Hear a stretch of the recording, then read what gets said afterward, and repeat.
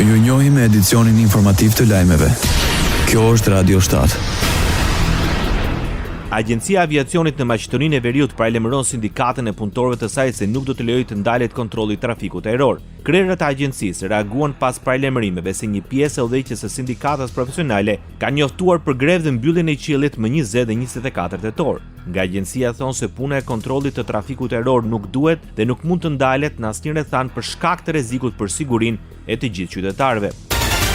Kryeministri i Republikës Maqedonisë së Veriut Istra Mickovski është gati dhe të shkojë në zgjedhjet parakoshme parlamentare pas fitores së mundshme sipas tij në zgjedhjet vendore. Nga Strumica i deklaroi se do të ishte logjike të mendohet për mundësinë e mbajtjes së zgjedhjeve të parakoshme për një mandat të ri 4 vjeçar. Megjithatë, siç theksoi ai, vendimi për këtë çështje nuk do të merret për arsye politike, por në interes të shtetit. Opozita shqiptare prej kohësh kërkon zgjedhjet parakoshme parlamentare, ndërsa Mickovski dhe partnerët e tij në qeveri e kanë mohuar deri më sot.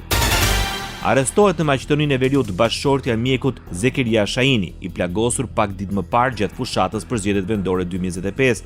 Dyshohet se gruaja e tij është e përfshirë në tentativën për vrasjen e bashkëshortit pak ditë më parë. Nga Ministria e Punëve të Brendshme thonë se po kërkohet dhe i dyshuari, një 36 vjeçar nga Gostivari. Mjeku Shaini është kandidat i BD-s dhe bartës i listës për Këshillin Bashkiak të Likovës. Plagosja e tij u komentua si një ngjarje me prapavi politike për shkak të përballjes në fushatën për zgjedhjet vendore. Rajoni.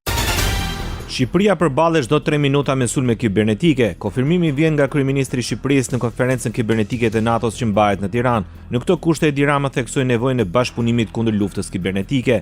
Sot përballemi mesatarisht cyber attack in every 3 minutes. Me një sulm kibernetik në çdo 3 minuta. We succeed to completely push back. Ja dalim t'i mbrapsejmë tërësisht. When it comes to kur bëhet fjalë për sulmet që lën gjurmë, we had 48. Kemi pasur 48 të tilla, por nuk kanë bërë asnjë dëm të konsiderueshëm. Sipas tij, Shqipëria renditet tashmë në mesin e vendeve më të mira sa i përket mbrojtjes për sulmet kibernetike dhe fal ndërthurjes së inteligjencës artificiale me mbrojtjen e sistemeve.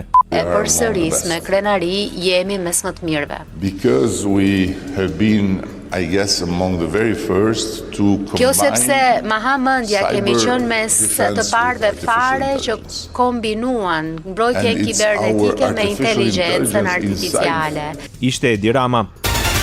Sekretari i përgjithshëm i NATO-s Mark Rutte vlerëson se alianca po bëhet gjithnjë më e fortë në botën digjitale. Në konferencën kibernetike të NATO-s që po mbahet në Tiranë përmes një videomesazhi, ai kujtoi se shkelja e një hapësire kibernetike të një vendi të NATO-s mund të aktivizojë nenin 5 të aleancës, ku thuhet se një sulm ndaj një vendi të NATO-s është një sulm ndaj të gjitha vendeve anëtare. 10 vjet më parë, hapësira kibernetike u bë një fushë operative. Ne jemi stërvitur e kemi kryer operacione në hapësirën kibernetike si pjesë e rritjes së aftësive tona. Dhe kundërshtarët tanë e dinë se në fakt shkelja në hapësirën kibernetike mund të bërë në lëvizje nenin numër 5. Mark Rutte kujtoi se po ngrihet një qendër integruar kibernetike në Belgjik që do të informojë të gjitha komandat e aleancës për rreziqet e mundshme.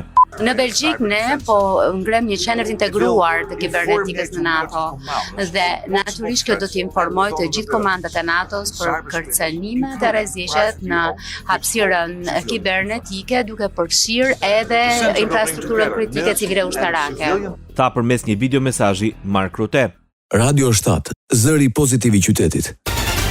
Autoritetet kosovare arrestojnë një shtetas të Kosovës me akuzën për përfshirjen në spionazh me Serbinë. Ministri i Brendshëm në detyrë, Xhelar Zveçla, tha se i arrestuari është Fatmir Sheholli, një person që ka pasur hapësira në mediat e Kosovës dhe se ka bashkëpunuar me aktorë që çdo ditë punojnë dhe veprojnë për të minuar Republikën tonë dhe progresin e saj, shkruan Xhelar Zveçla. Mbesim të përkushtuar të mbrojnë vendin tonë nga të gjitha qarqet që nuk hezitojnë ta rrezikojnë atë për çfarëdo përfitimi të tyre. Koha e spionëve të Serbisë në Kosovë ka përfunduar. Kushdo që punon për Serbinë e kundër Kosovës do të ndiqet pa kompromis, tha në rrjetet sociale Xhelar Zveçla. Shtetet e Bashkuara nisën të njëjtën zbatimet e sanksioneve kundër industrisë së naftës së Serbisë, kompania më e madhe energjetike në vend, për shkak të pronësisë së saj me shumicë nga Rusia. Sipas radio-televizionit të Serbisë, masat amerikane kanë hyrë në fuqi mëngjesin e së njëjtës pasi zbatimi i tyre ishte shtyrë disa herë që nga janari. SBA-ja futi nisin në listën e sanksioneve për shkak të kontrollit nga kompania ruse Gazprom Neft me qëllim të ndalimit të përdorimit të ardhurave energjetike për financimin e luftës në Ukrainë. Ndoqët lajmet shkurt në Radio 7, zëri pozitiv i qytetit.